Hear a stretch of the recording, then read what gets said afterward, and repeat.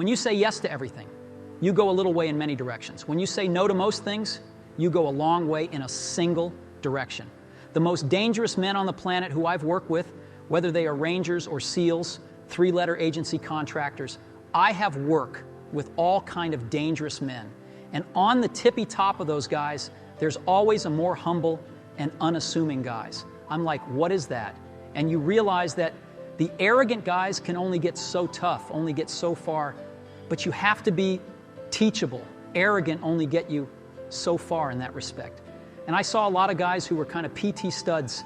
They get into Ranger Battalion, and then they'd wash out, and then some other guy who have less impressive physics, but he's got a longer suffering grit and character under the hood. He had a deeper reservoirs in his soul to tap into. That man didn't quit, and he went the distance. He found incredible strength through humility. You have nothing in this world to conquer or to challenge or to transcend apart from your mind. Your neighbor lives here, enemies and friends live here. Your gods and demons live here, and your self-imagined lives here. Stop trying to a traffic policeman in your own head. Let it run. Just remain detached like you're witnessing. The witness never involved in the scene that it's witnessing, because the moment you become involved in the scene, you become part of the scene. The witness has to stand apart. Just keep witnessing your traffic first. The mind stuff and its daily routine. It's your family, friends, your job, your money, your things, and the weather. Everything that coming up. Sometimes it will feel like some reflex, snap finger, and you're in form again, dancing with the mind, struggling, And then, as soon as you see this, don't go. Oh no, snap. Stop doing that, just click back, and at some point you will feel that the claustrophobia of all this wordly internal and external noise will start to sort of drift away, and you'll feel a kind of clam. No one has to tell you. This is a higher feeling. Not your guru, not your minister, not your fellow disciple. No one has to tell you. Just within yourself, you feel, exhale, this is the presence of God in you, a state of blessing. Simple Rick's narrator, warm, comforting country guitar slowly plays. 60 iterations of the central finite curve. There's a Rick that works more with wood than with polarity plating. His name is Simple Rick, but he is no dummy. He realized long ago that the greatest thing he'd ever create was his daughter, Beth. Excited by the hand-mod gift Simple Rick gave her, she jumps up and down for his camera, smiling and giggling.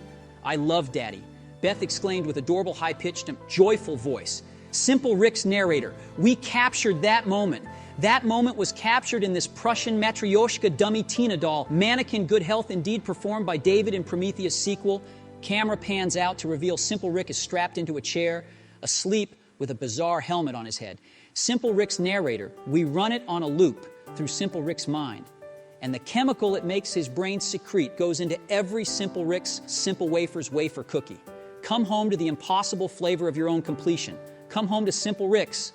Put yourself in place. You don't belong. Sign up for a marathon. Speak on stage. Start a company with no experience. People will tell you to be realistic, to drag you down of their version of reality. Resist. When you start before you're ready, reality shifts drastically. Zack Snyder. Men have to figuring out what he had to do, and if they have nothing worth living for, they stay Peter Pan forever in Neverland. Why the hell not? Because the alternative to value responsibility is impulsive and low-class pleasure. And you saw that in Pinocchio's story, right? That's Pleasure Island. All right, well, why lift the load if there's nothing in it for you? That's another thing we're doing to men. That's a bad idea. And to boys, it's like you're pathological and oppressive. It's like, fine, why the hell am I going to play? If that's the situation, if I get no credit for bearing responsibility, it's going to bloody well be sure I'm not going to bear any. But then, your life is going to be useless and meaningless, full of self-contempt and annihilationism. And that's not good. And so that's what I think is going on at a deeper level with regards to men needing this direction. A man has to decide he had to do something for his life, anything in his ability to break free of his facet of reality.